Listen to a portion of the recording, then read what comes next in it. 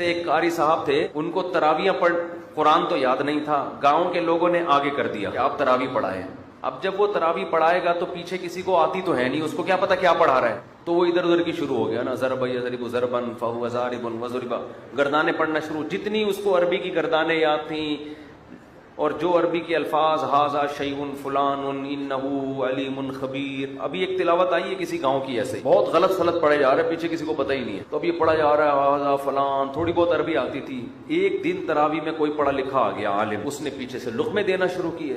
اچھا، اس تراویح میں امام کو پیسے ٹھیک ٹھاک ملتے تھے، 2-2.5 لاکھ روپے ملتے تھے، تو اب وہ پیچھے سے اس نے جب لقمہ دینا شروع کیا ہے تو یہ کہتا ہے امام، یا شیخ اسکت نصف لی و نصف لک، خاموش ہو جا، آدھے تیرے آدھے میرے۔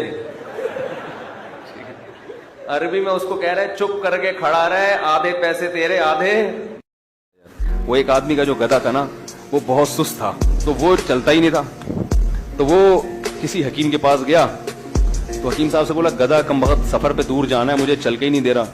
تو حکیم صاحب نے کہا اچھا ٹھیک ہے، لال مرچیں دے دی اس کو بتائے بغیر، اور بولا کہ یہ تھوڑی سی لگا دو۔ اس نے وہ گدھے کے دم اٹھائی، مرچیں لگا دی۔ گدھا اتنی سپیڈ سے بھاگا کہ گدھا آگے اور یہ پیچھے، اب یہ گدھے کے پیچھے پیچھے بھاگ رہا ہے اور گدھا بہت آگے نکل گیا۔ اب یہ پریشان کہ یار یہ تو مجھ سے بھی زیادہ تیز سپیڈ ہو گئی، پکڑے گا کون اس میں؟ آگے گیا، ایک اور حکیم صاحب بیٹھے ہوئے تھے، ان سے جا کے کہنے لگا کہ حکیم صاحب، میں نے ایک پچھلے حکیم صاحب سے ایک چورن لیا تھا، انہوں نے لگایا، وہ مجھ سے بھی آگے نکل گیا، میں کیا کروں؟ حکیم صاحب نے کہا کہ بھائی تھوڑے سے اپنا بھی لگا لو۔ اس نے غلطی یہ کی کہ جتنی مقدار میں گدھے کے لگا تھا اتنی ہی مقدار میں اپنے لگا لیا، تو ان کی بھی سپیڈ بڑھ گئی۔ اب گدھے کا تو آگے جا کے ختم ہو گیا نا، ان کا بھی باقی تھا، تو یہ بھاگتا ہوا جا رہا ہے، لوگوں سے کہہ رہے اس کو پکڑ کے رکھو، میں ابھی واپس آ رہا ہوں۔ تو ایک بادشاہ تھا نا، یہ ریکارڈ ہو رہا ہے، ایک بادشاہ نے نجومی سے کہا مجھے یہاں خارش ہو رہی ہے۔ نجومی نے کہا اس تاریخ کو جس کو یہاں خارش ہوتی ہے، یہ اس کی علامت ہوتی ہے کہ آپ کو ایک نیا علاقہ فتح کرنے والے ہیں۔ بادشاہ نے کہا مجھے ادھر بھی خارش ہو رہی ہے۔ نجومی نے زائچہ نکالا اور یہ بولا ہاں یہ اس کی علامت ہے، آپ کے ایک بیٹا پیدا ہونے والا ہے جو بڑا شہزادہ ہوگا۔ بادشاہ نے کہا ادھر بھی ہو رہی ہے۔ نجومی نے کہا آپ کو خارش کی بیماری ہے، کسی اچھے حکیم سے اس کا علاج۔ تو اگر 4 سے بھی خواہش پوری نہیں ہو رہی، اس کا مطلب آپ ایک نمبر کے ٹھرکی ہیں، آپ کا دنیا میں کوئی بھی علاج نہیں ہو سکتا۔ ایک لڑکا سست تھا نا، تو ابا اس کے پریشان تھے، تو وہ جو کام باپ بیٹے کو کہے وہ بیٹا کر کے ہی نہ دے۔ باپ تنگ آ گیا، یار اس کمبخت کو میں کیا علاج کروں؟ تو ایک دن ابا ایک مشین لے کر آیا، اور ابا نے بیٹے سے کہا بیٹا تیری عادت کو ملحوظ رکھتے ہوئے میں ایک مشین لے کر آیا ہوں، بٹن دبا کے ہر کام کرے گی، بٹن دبائے گا چائے آئے گی، بٹن دبائے گا پانی آئے گا، اب تیری زندگی میں سکون آ جائے گا، تجھے کچھ کرنا نہیں پڑے گا، بٹن دبا کے ہر کام ہوگا۔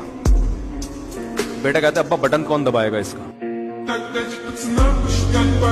ذرا سے لطیفے کی حد تک سنا رہا ہوں۔ وہ ایک آدمی کا بچہ پیدا ہوا نا، تو وہ وہی تھا، ذرا لبرل ٹائپ کے تھے، وہ نام نہاد لبرل جسے کہتے ہیں، ان کے یہاں سب براڈ مائنڈیڈ ٹائپ کے تھے۔ تو 10 بچے پیدا ہو گئے، سب کی شکل سیم تھی۔ جب 11واں پیدا ہوا نا تو 10 سے بالکل ڈیفرنٹ تھا وہ۔ اس کو بیوی پہ شک ہوا، یار یہ الگ، مجھے لگ رہا ہے یہ بیٹا کچھ گڑبڑ لگ رہی ہے نا یہ۔ اب ظاہر ہے بیگم سے پوچھے گا تو پٹے گا، عورت کہے گی مجھ پہ شک کر رہے ہو، تو وہ بیچارہ دل میں ہی رکھا اس نے کہ یار یہ 11واں مجھے اپنا نہیں لگ رہا، بالکل ہی 10 سے ڈیفرنٹ ہے یہ۔ تو جب اس کی موت کا وقت آیا نا، تو اس نے بیگم سے پوچھا کہ بیگم اب تو میں مر رہا ہوں، تیرا کیا بگاڑ سکتا ہوں، میرا دل میں خلش ہے، یہ بتا دے یہ 10 بالکل سیم ہے، یہ 11واں بالکل ہی ڈیفرنٹ ہے، یہ کس کا ہے؟ اس نے کہا سچ بتاؤں؟ اس نے کہا صرف یہی تیرا ہے، یہ باقی 10 جو سیم ہے نا یہ کسی کہیں اور سے ڈاؤن لوڈ کیا ہے میں نے، یہ والا جو ہے نا صرف یہ تیرا ہے۔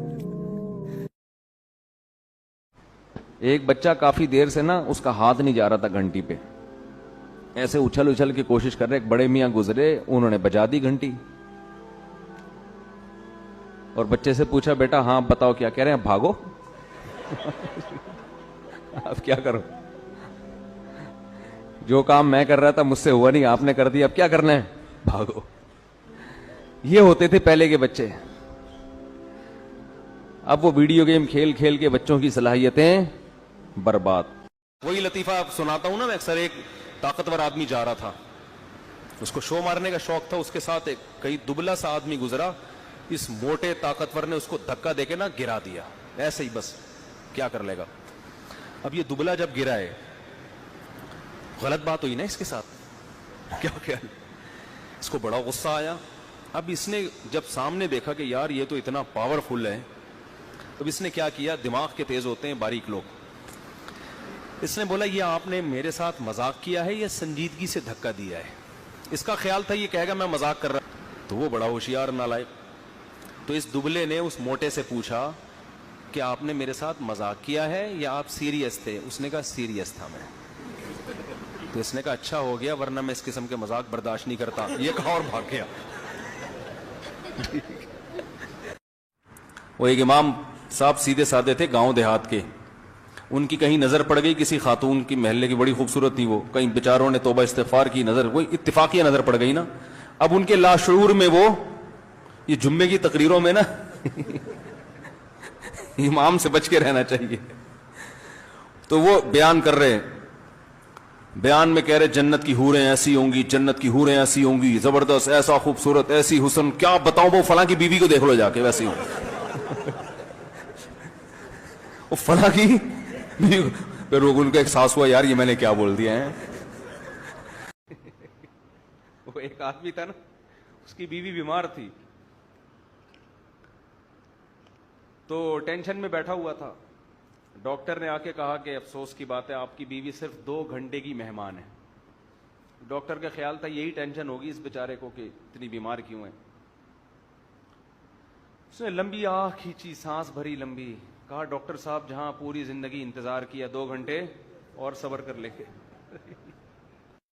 ایک حکیم صاحب تھے, ہر ایک کو کیڑوں کی دوا دیتے تھے. وہ جو بھی آتا نا حکیم صاحب, بھئی کیڑوں کی دوا, پیٹ میں درد ہے کیڑوں کی دوا, ہر ایک کو کیا دے رہے ہیں, کیڑوں کی دوا. ایک دن ایک آدمی درخت پہ چڑھا, نیچے گر گیا, ہڈی ٹوٹ گئی. حکیم صاحب کے پاس لے کر حکیم صاحب نے کیڑوں کی دوا دی. لوگ کہنے یار کیڑوں سے کیا تعلق ہے, ہڈی ٹوٹی ہے. حکیم صاحب نے کہا کیڑا تھا تبھی تو چڑھا تھا درخت پہ.